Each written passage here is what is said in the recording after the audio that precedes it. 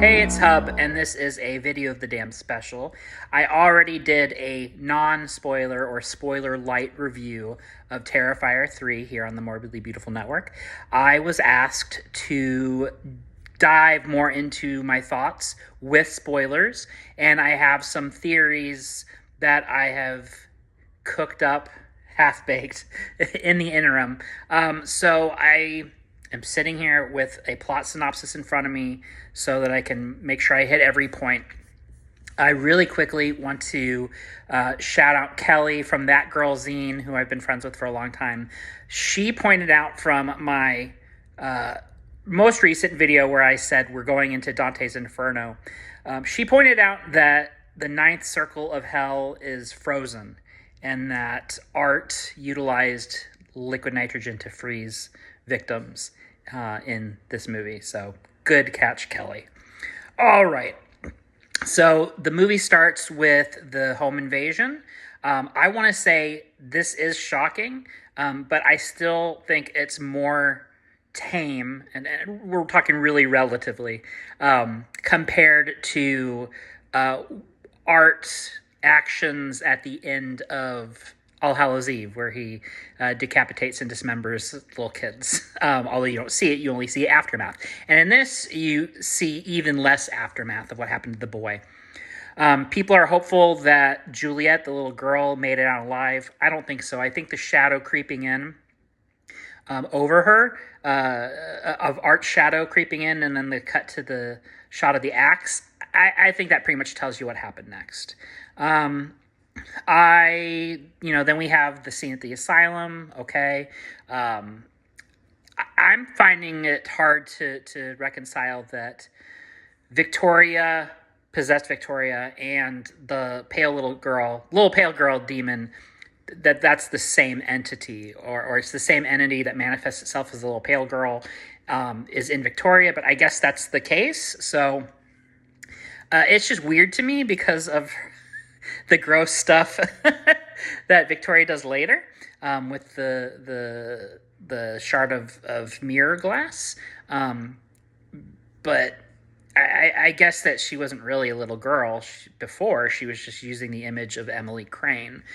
And I don't think Emily Crane was necessarily possessed and actually physically manifested walking around in Terrifier 2. I think that the entity that is the little pale girl and possessed Victoria was just using the image of Emily Crane. That's my guess now. I still need to know about how in Terrifier 1, the cat lady was looking for a daughter named Emily. I think that's interesting too. All right. So once by the way, the guy on the train who thinks that Art and Victoria are fellow cosplayers, I think he's killed, and that's why Art has a clean costume in the next scene. And some people thought that was Pete Davidson, but it's not. It's an actor named Peter Mitchell. So I could see where people would think that was like a pseudonym by super fan Pete Davidson, but it's not Pete Davidson. It's Peter Mitchell, who's done other stuff. You can look him up on IMDb. All right, so we see possessed Victoria, kill herself, her physical body. But I mean, obviously she's resurrected later, and Art sits in the rocking chair. So it's 5 years. I think this represents that Art needs time to regenerate his hibernation. So like, he was so traumatized from what happened with Sienna. He still was able to move around somewhat, but to get back to full strength, he had to hibernate an entire 5 years. And obviously, possessed Victoria, totally killing the body, needed 5 years to regenerate to be useful as well.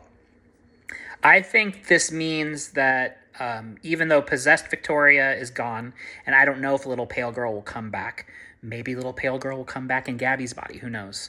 But I don't know that Art got as messed up from his fight with Sienna in this movie as he did in part 2. And so I think he'll need less time hibernating. I know that the movie closes with him in the bus honking the horn, and it was a funny / creepy scene. I don't necessarily think he has an interest or energy to then kill the woman reading the Ninth Circle book and the bus driver who looks suspiciously like producer Phil Falcone. I'm guessing though that he's going to go back to that house. He's going to go somewhere where he can hibernate, but he won't need to hibernate as long. So I don't think there'll be as big a time jump in the movie. Wanted to point out that the receptionist at the psychiatric facility is the original victim from the Terrifier short film, who I don't think that character had a name. I think she was just a costume designer, and she might even be credited as woman in the credits. But that actress has a cameo in this, and we've seen other people in the short films pop up in the features. Most famously, the babysitter in All Hallows Eve being the reporter in Terrifier, who gets attacked by Victoria. We had Sienna sing a hallucination of Brooke. I kind of wish they had a hallucination of some other friends as well. But maybe Brooke's actress was the only one who's available, or maybe those scenes got cut out, or maybe that was enough to make the point. I'm not sure. By the way, I'll say again, like, I love everything that everybody else loves in this as far as the funny art moments. The gore is great. The FX, like the acting, we all know this. I don't need to go over this in a review. You can see that in a bunch of other reviews. I will second all of that. I will point out, though, my funniest moment, for me, what was the funniest moment was the Maurice Jackson thing and the blinking in the face that Art makes. To me, that was the funniest part. I will also say I saw this in a theater that didn't have tons of people. And so, there's a part where when Gabby is dragging Sienna upstairs and the dad, Greg, says, "Don't rip her arm out," I laughed because I recognized that was a reference to the bedroom scene in Terrifier 2. Nobody else laughed, and I felt embarrassed. Hopefully you all had more full theaters and everybody laughed when he said that. But the Santa bar thing was great. The mall explosion was shocking. Still not sure exactly who they showed. I probably won't know until I have like a Blu-ray or streaming to like pause and figure out who is a victim. That I'm pretty sure that the bodies that they show are the parents' bodies, but we know that kids died in that too. I'm going to let Colleen, my friend who works with Fangoria and also has her own publication, Drunk Monkeys, and she's been on The Chamber, my interview podcast before. And we're probably going to close out that podcast series finale with me and Colleen going over best of 2024. Her and I have talked, and other people have talked about how, scenes were cut out, scenes weren't even shot. She was wondering, like, where's some of that frat party stuff? We just see, like, the frat party starting, and then we cut right to, like, all the shower stuff.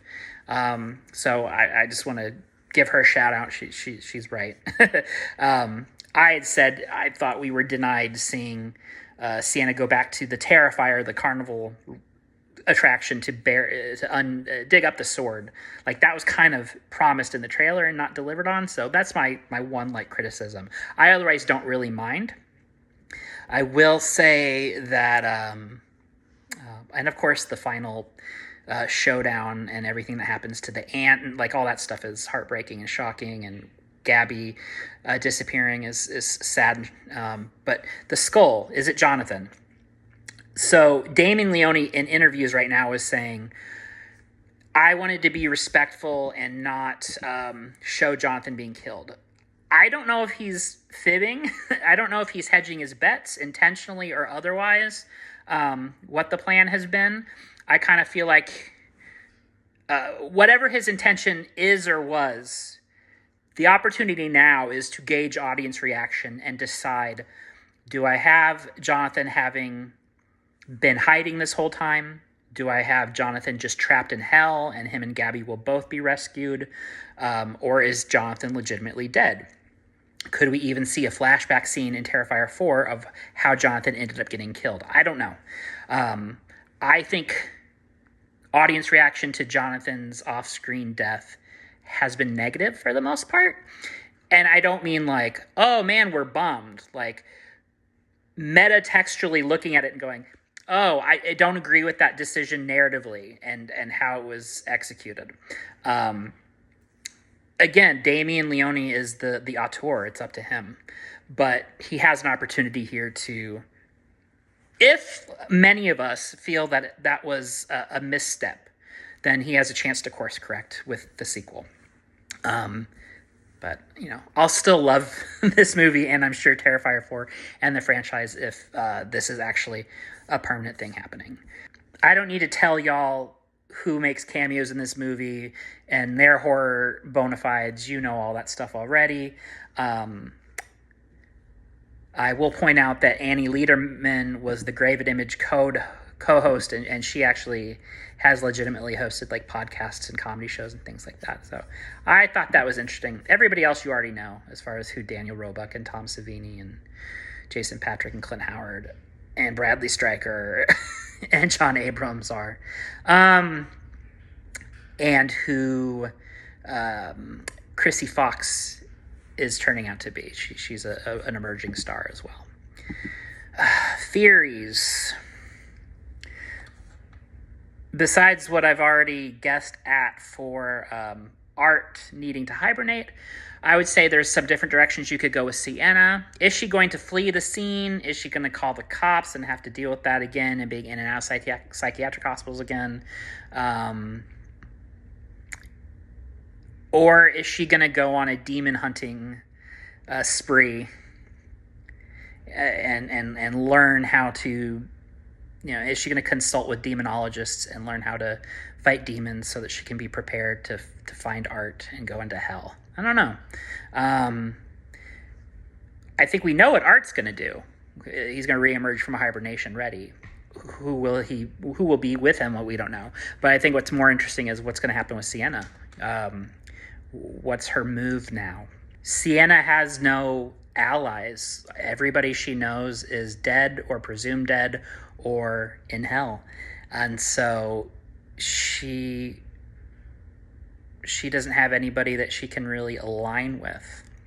I think even though Damien Leone has said in a tweet years ago that the short films and All Hallows Eve are a different reality, or at least the Terrifier features are a standalone universe from those shorts, I feel like he's definitely going back to the history of that. Some of it might be just Easter eggs, like the Ninth Circle, but I think it's worth looking at the first Terrifier short film, where Art was already supernatural, where he could teleport.